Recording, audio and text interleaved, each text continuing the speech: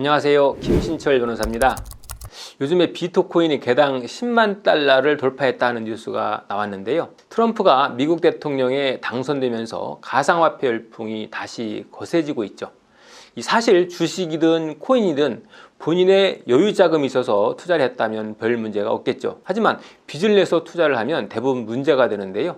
여유 자금으로 투자를 했다가 시세가 하락하게 되면 다시 오를 때까지 기다릴 수가 있죠. 하지만 빚으로 투자를 했다라고 하면 계속 이자를 갚아 나가야 되기 때문에 쉽게 버틸 수가 없고요. 결국 참지 못하고 손실을 보고 코인이나 주식을 처분하게 되면 온전히 빚만 남게 되는 거죠.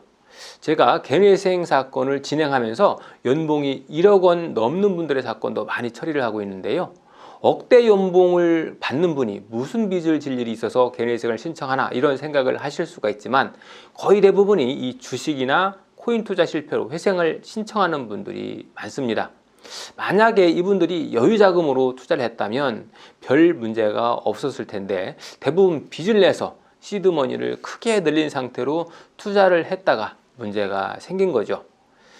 서울회생법원에서는 이 가상화폐와 주식 투자로 인한 손실금 자체를 청산가치에서 제외해주는 그런 실무준칙으로 개정을 해서 가상화폐나 주식 투자 손실도 어느 정도 탕감을 허용해주고 있죠.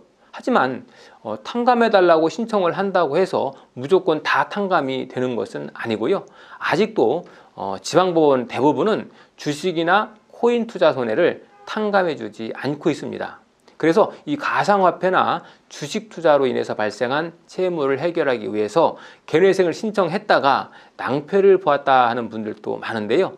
서울회생법원이 대출로 주식이나 코인을 샀다가 손해를 본 경우에 쉽게 탕감해 준다고 해서 그냥 무작정 개뇌생을 신청했다가 법원에서 탕감해 주지 않았다라는 사례들이 많이 늘고 있습니다.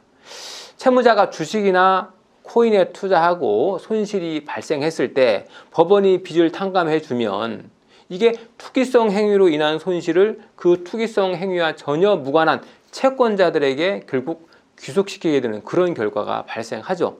그러니까 빌린 돈을 주식이나 코인에 투자했을 때 이익이 생기면 채무자가 이익을 가져가는데 손실이 생기면 투기와 전혀 무관한 채권자가 부담하게 된다고 하면 이게 형평성에 심각하게 반하게 되는 결과가 되는 거죠.